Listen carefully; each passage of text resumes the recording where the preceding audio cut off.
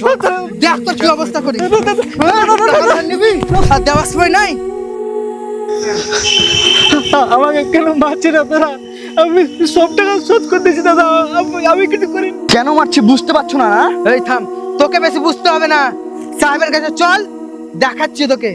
ঠকবাজ কোথাকার, ধান নেওয়ার সময় পায়ে লুটে পড়ে যাস আর টাকা দেওয়ার সময় নাই। আমি তো টাকা শোধ করে দিয়েছি, এভাবে মারছেন কেন আপনারা আমাকে? চুপ কর, বেশি বকে। আর তোর কি অবস্থা করি দেখ। কাউসার, কি ব্যাপার? সামাদার রাইসুল কই?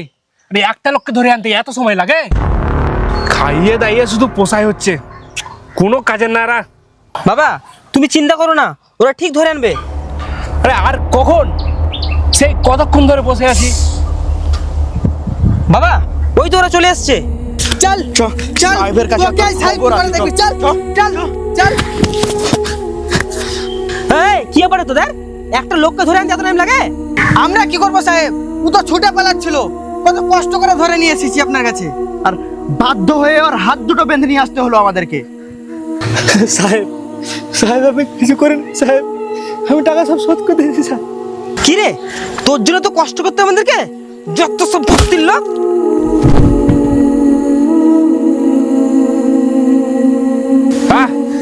মারছিস কেন? ব্যাপারটা আমাকে দেখতে দে। এই যে সালাউদ্দিন, তুমি আমার কাছে 30,000 টাকা ধার নিয়েছিলে তোমার ছেলের চিকিৎসা করার জন্য। সেই টাকা ফেরত দেওয়ার কথা ছিল 3 মাসের মধ্যে, কিন্তু সেই টাকা তুমি ফেরত দিয়েছো 4 মাসে। এই যে এক্সট্রা 1 মাসের সুদ, এটা তো আমি এখনো পাইনি। কিন্তু সাহেব আপনি তো তখন বলেছিলেন আর টাকা লাগবে না, সব শোধ হয়ে গেছে, তাহলে এখন কিসের টাকা সাহেব? সেই তখন কি বলেছিলাম আমার কি মনে আছে? ওই 1 মাসের সুদ এতদিনে 5 লাখ টাকায় পরিণত হয়েছে। এটা অন্যায়। আপনি তখন বলেছিলেন আর টাকা লাগবে না। আমি একটা সাধারণ গরিব লোক, এত টাকা কোথায় পাবো আমি? টাকা নেই? তাহলে অন্য কিছু দিবি। আমার বাড়ির পাশে তোর ওই 5 শতক জমি আছে না, তাহলে ওটা আমার নামে লিখে দে। আমার স্ত্রী অনেকদিন ধরে বলছে একটা আম বাগানের কথা, তা ভাবলাম তোর জমিটাই ভালো হবে। বুঝতে পেরেছি সাহেব, আপনি এই জমিটা আমার কাছ থেকে অন্যায়ভাবে নিতে চান। কোনোভাবে আমি এটা হতে দেব না। আপনি যদি আমাকে মেরেও ফেলেন, আমি তাও আপনাকে এই জমিটা দিব না। আরে না না, তোকে মেরে কোনো লাভ নেই। এই কাউসার, নিয়ে আয় তোকে। এই তোরা বের করে আন তোকে। তোর বাপের মতনই তোর অবস্থা করবে। আব্বা, ওরা আমাকে অনেক মেরেছে আব্বা। সাহেব, সাহেব আমার ছেড়ে দেন সাহেব। আপনি যা বলবেন আমি তাই শুনবো সাহেব, দয়া করে কিছু করেন না সাহেব। সাহেব, সাহেব আপনি আমার জমিটা নিয়ে নেন সাহেব, আপনি যা বলবেন নিয়ে নেন সাহেব, আমার সব কিছু নিয়ে নেন সাহেব, আমার ছেড়ে দেন।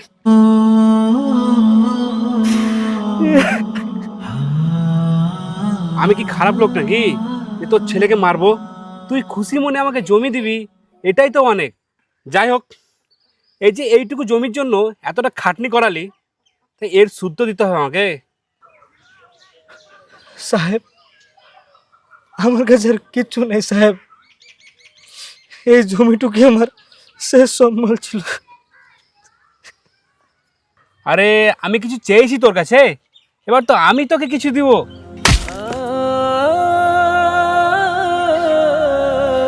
সাহেব ছেলের সামনে বাবাকে মারলেন,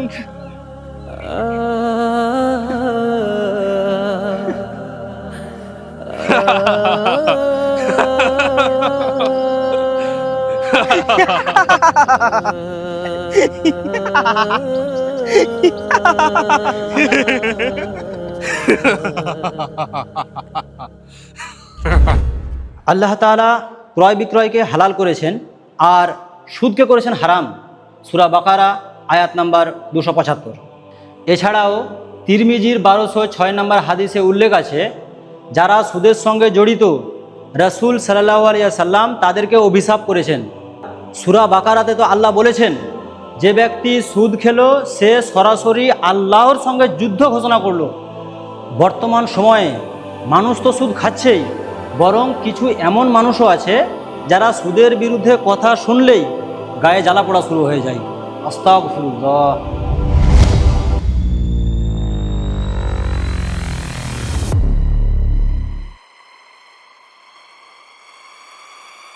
আজকে যে ইনামের কি অবস্থা করব, আমার বাবাকে অপমান করা।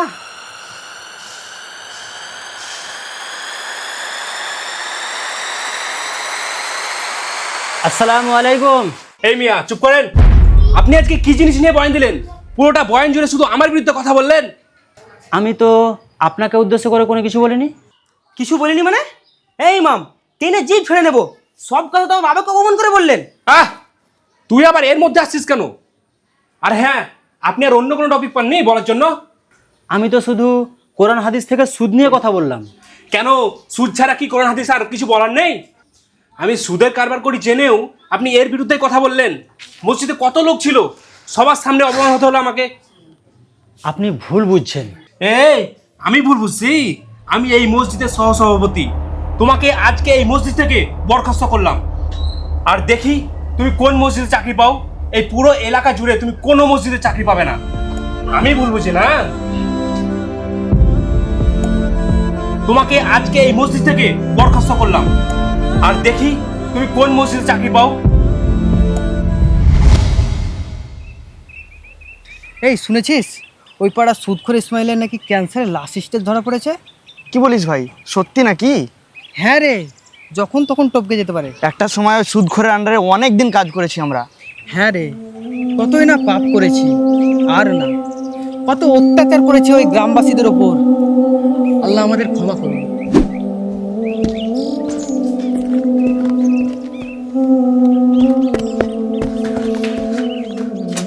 ইমাম সাহেব, ইমাম সাহেব, আপনি চলেন, আর বাবার জানাজা পড়াতে হবে। জুম্মার নামাজ ছাড়া আর অন্য কোনো নামাজের অন্তর্ভুক্ত তোমার বাবা ছিল না। তোমার বাবার জানাজা আমি পড়াতে পারবো না।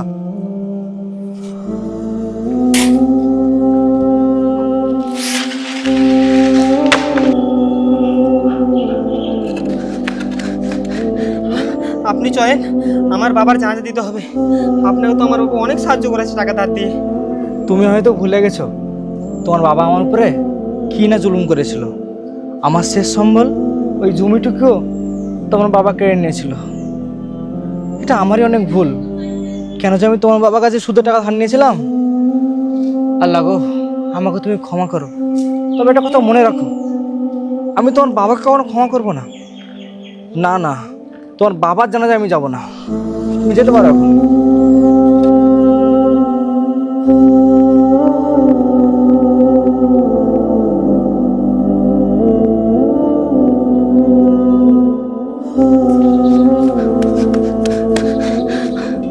আমার বাবা মারা গেছে, আপনারা চলেন জানাজা পড়তে। না না, তোর বাবা জানাজা আমরা পড়তে যেতে পারবো না। তোর বাবা তো সুদ খেত। হ্যাঁ হ্যাঁ, আমরা যাবো না। হ্যাঁ ঠিক, আমরাও যাব না। এই রাইসুল, সামার, তোদের জন্য আমার বাবা একটা সময় অনেক কিছু করেছে। তোরে এমন কিভাবে বলছি? তোরা তো চল। তোর বাবা তো যত খারাপ কাজ সব আমাদের দিয়ে করাতো। একদম বন্ধু, এর বাবার জন্য আমরা ছিলাম সুদ আদায়ের লোক। দয়া করে জানাজা পড়তে চল। তোরা এমন কেন করছিস রে? আমার বাবাকে কি তোরা ভুলে গেলি?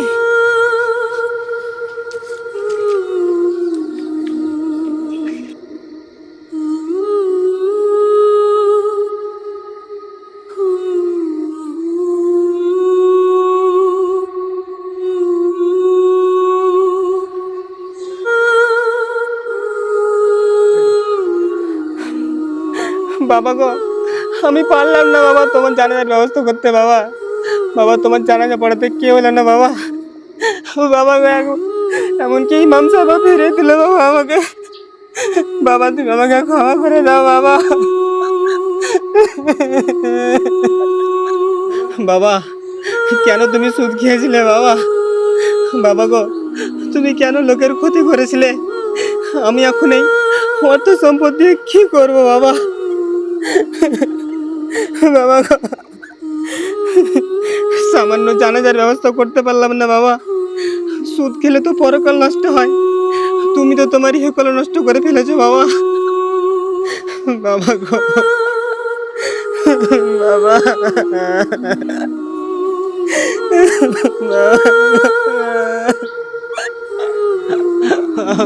আল্লাহ, আল্লাহ তুমি আমার বাবাকে ক্ষমা করে দাও আল্লাহ।